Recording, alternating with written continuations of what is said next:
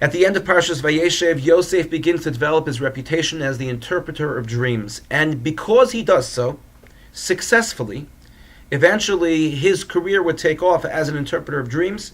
He'd be brought to Paro, he'd interpret Paro's dreams, and then his career would totally change because he would eventually become the viceroy of Mitzrayim, of Egypt. The brothers would come down to Mitzrayim. Destiny of the Jewish people would transpire. What happened? How did this all happen? So we're told that Yosef is in prison. There are two royal prisoners who he befriends. One day he sees the Sar HaMashkim, the cupbearer, the chamberlain of Paro, who is very sad, and he says to him, "Why are you so down?" And he said, "Well, I had a dream." Yosef said, "Tell me what the dream was about. Maybe I could help you." So he says to him, "Look, in the dream, Paro was standing and he had a cup in his palm, and I took 3 grapes and I squeezed the juice into the cup that was in Paro's palm."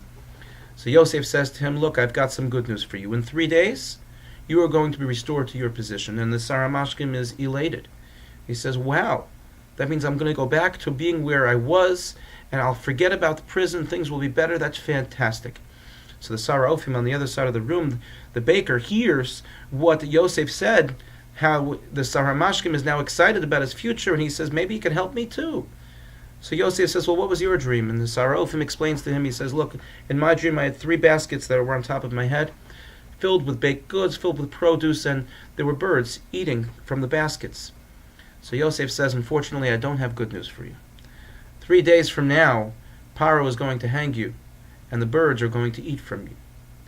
And so the Sar HaOfim, of course, walks away, as we can imagine, sad and depressed. Rav Elchanan Wasserman, Zecher Tzadik Levrocha, Hashem Yinkom Damo, asks the question of what tipped Yosef off. How did he know to interpret one dream that the Sar HaMashkim should live, and interpret the other dream that the Sar HaOfim would die?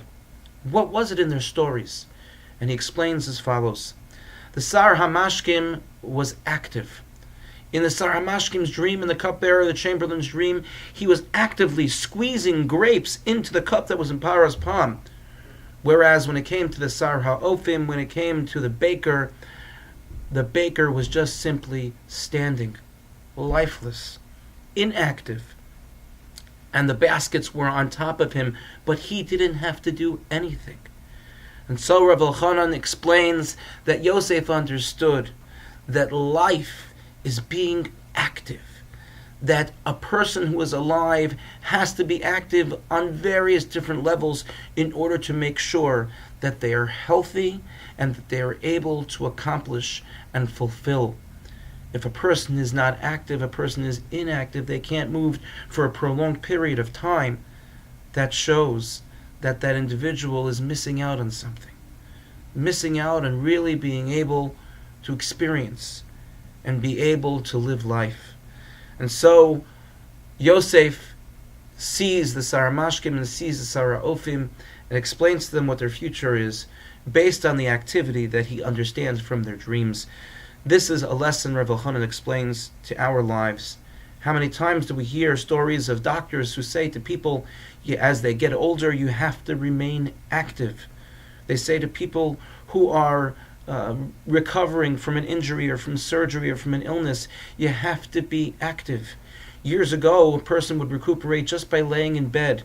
And then medicine taught us and said, no, a person recuperates, the human body recuperates and recovers a lot better if they are active. And so too, when we are healthy, we need to remain mentally healthy by being active as well, by making sure that we're constantly challenging ourselves to grow on various different levels, by making sure that we're constantly being active and push ourselves to live our dreams, to accomplish our mission, and to make sure that our goals remain in sight.